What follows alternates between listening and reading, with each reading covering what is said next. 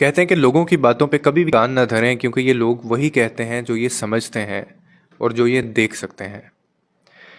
ایک سمندر میں ایک بچے کا جوتا کھو جاتا ہے تو وہ بچہ مایوسی کی وجہ سے بلکتا ہوا ساحل کے کنارے جاتا ہے اور وہاں پہ لکھ دیتا ہے کہ یہ سمندر چور ہے۔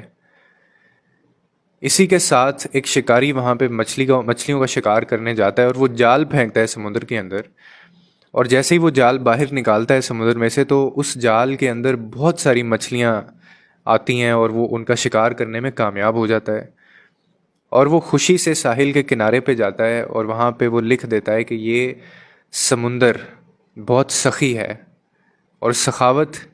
کے لیے اس سمندر کی مثال دی جائے گی۔ اب کچھ ہی دیر بعد ایک غوطہ خور اس سمندر کے اندر چھلانگ لگاتا ہے، اور جیسے ہی وہ چھلانگ لگاتا ہے وہ باہر نہیں آ پاتا، اور اسی طرح اس کا یہ آخری غوطہ ثابت ہوتا ہے سمندر کے اندر۔ وہ اپنی جان سے ہاتھ دھو بیٹھتا ہے، اور باہر اس کی جو ماں ہوتی ہے بیٹھی، وہ غم زدہ اور آنسوؤں میں ساحل کے قریب جاتی ہے اور وہاں پہ وہ لکھ دیتی ہے کہ یہ سمندر قاتل ہے، کیونکہ اس سمندر نے اس کا بیٹا اس سے چھین لیا جو کہ باہر نہیں آ سکا تھا۔ اب ایک بوڑھا شخص آتا ہے اور وہ اسی سمندر کے اندر چھلانگ لگاتا ہے، اور وہ کچھ دیر بعد ایک موتی لے کے باہر آتا ہے، یعنی اس کو سمندر کے اندر سے ایک موتی ملتا ہے، اور وہ خوشی کے عالم میں باہر آتا ہے، اور باہر آ کے ساحل کے کنارے پہ وہ لکھتا ہے کہ یہ سمندر بہت سخی ہے اور بہت کرم کرنے والا ہے، کیونکہ اس کو اسی سمندر میں سے موتی ملا، یعنی اس سمندر نے اس کو موتی دیا، جس کی وجہ سے اس نے یہ کہا اور وہ خوش ہوا۔ اب وہ پھر یہ سٹیٹمنٹ کہتا ہے کہ یہ سمندر سخی ہے اور بہت کرم کرنے والا ہے۔ اب آپ نے دیکھا کہ ایک ہی سمندر ہے، لیکن وہ نواز رہا ہے اور طرح سے، وہ کسی بوڑھے شخص کو کسی اور طرح سے نواز رہا ہے، کسی کے لیے وہ مایوسی کا باعث بن رہا ہے، کسی کے لیے وہ خوشی کا باعث بن رہا ہے، کسی کو وہ موتی دے رہا ہے، کوئی جو ہے وہ اس کو قاتل کہہ رہا ہے، کوئی اس کو سخی کہہ رہا ہے۔ اس کے بعد ایک اور بڑی مزے کی چیز ہوتی ہے، اور وہ یہ ہے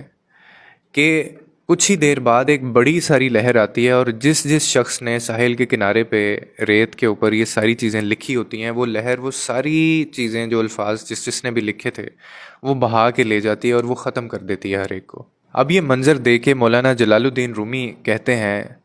کہ ضروری نہیں ہے کہ جو کسی اور کے ساتھ معاملہ پیش آیا ہو وہ معاملہ تمہارے ساتھ بھی پیش آئے، اور تم اللہ کی طاقت کو، اللہ کے فیصلوں کو، اللہ کی طرف سے جو چیزیں ہوتی ہیں ان کو تم انڈر ایسٹیمیٹ کرتے ہو، تمہیں اندازہ نہیں ہے، اور ہم یہ سوچ بیٹھتے ہیں کہ اگر ایک شخص کے ساتھ کچھ ہو گیا ہے اور اگر ہم بھی وہ چیز کریں گے تو ہمارے ساتھ بھی وہی ہوگا، جبکہ ایسا نہیں ہے۔ آپ کے خدا کے پاس، آپ کے اللہ کے پاس ہزاروں، سینکڑوں، کروڑوں آپشنز ہیں اور کروڑوں پاسبلٹیز ہیں۔ رستے نکالنے کے اوپر وہ قادر ہے، اور وہ ہو سکتا ہے کہ اگر ایک شخص جو ہے اس میں اس کو مایوسی ملی ہو، ہار ملی ہو، وہ رب تمہیں اسی رستے کے اوپر کامیاب بھی کر سکتا ہے، اور تمہاری جو منزل ہے وہ جیت کا سفر بھی ہو سکتی ہے۔ اور دوسرا سبق وہ ہمیں اس سے یہ دیتے ہیں کہ لوگوں کی باتوں پہ کبھی بھی کان نہ دھرا کریں، کیونکہ یہ وہ لوگ ہیں جو اپنا آنے والا کل تک آپ کو بتا نہیں سکتے، یا آنے والی سانس کے بارے میں بھی یہ شعور نہیں ہے، تو یہ آپ کو کیا بتائیں گے کہ آپ نے زندگی میں کیا کرنا ہے، آپ کے ساتھ کیا ہونا ہے۔ آپ اللہ کے اوپر بھروسہ کریں، اس کے سپرد چیزیں کریں اور چلنا شروع کریں۔ اسباب وہ بنائے گا، سبب وہ بنائے گا، حالات وہ پیدا کرے گا، وسیلے وہ بنائے گا، اور وہ اس کا کام ہے آپ کو کامیاب کرنا، لیکن کوشش کرنا آپ کا کام ہے، اور اس کے اوپر یقین کرنا آپ کا کام ہے۔ لوگوں کے لیے آسانیاں پیدا کریں، رب آپ کے لیے آسانیاں پیدا کرے گا۔